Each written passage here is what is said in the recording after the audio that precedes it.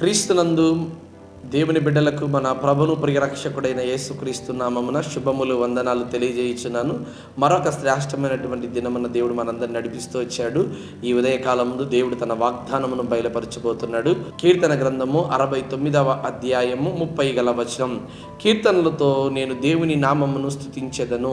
దేవుని బిడ్డలారా, భక్తుడు తెలియజేస్తుంటున్నాను, నేను దేవుని నామాన్ని కీర్తనలతో స్తుతిస్తాను, ఆరాధిస్తాను అని కదండి పరిశుద్ధ గ్రంథంలో తెలియజేయబడతా ఉంది. ఆయన ఆరాధించేవారు ఆత్మతోనూ సత్యముతోనూ ఆరాధించాలని.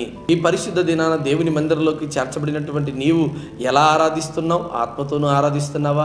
సత్యముతోనూ ఆరాధిస్తున్నావా? ఒకరినొకరు ఆత్మ సంబంధమైన గీతములతో హెచ్చరించుకోండి అని ప్రభువాక్యం తెలియజేయబడతా ఉంది కదా. ఎలాంటి పాటలు నీ నోటి గుండా వస్తున్నాయి? ఎలాంటి స్తుతి నీ నోటి గుండా వస్తుంది? ఒకసారి ఆలోచన చేయండి. చాలామంది దేవుడిచ్చినటువంటి ఈ అవయవములతో దేవుని స్తుతించాలి, గణపరచాలి కదా. ఇదిగో మన కొరకు విలువ పెట్టి కొనబడినటువంటి ఈ దేహమును దేవుని కొరకు ఉపయోగించక చాలామంది స్తుతులు చెల్లించకుండా ఉంటున్నారు. అయితే దావీదు భక్తుడు అంటున్నాడు, అయ్యా నీ మందిరంలో ఒక్క దినము గడుపుట 1000 దినముల కంటే శ్రేష్టము అని కదా.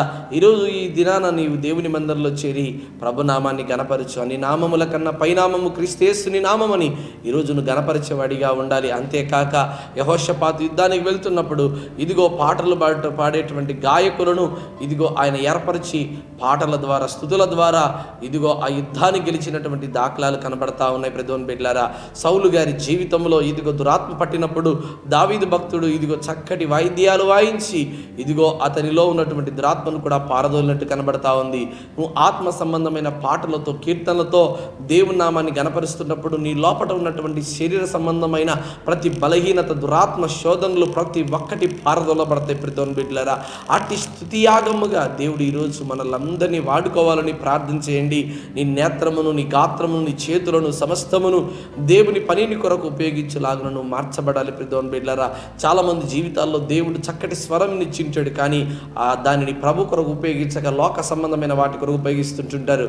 ఒకవేళ నువ్వు ఆ స్థితిలో గనక ఉంటే తప్పకుండా ఈ దినాన నీవు దేవుని స్తుతించు, కొనియాడు, గణపరచు.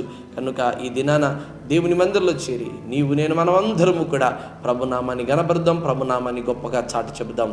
అట్టి దీవెన దేవుడి దినానికి దయచేయనుగాక. ఆమేన్.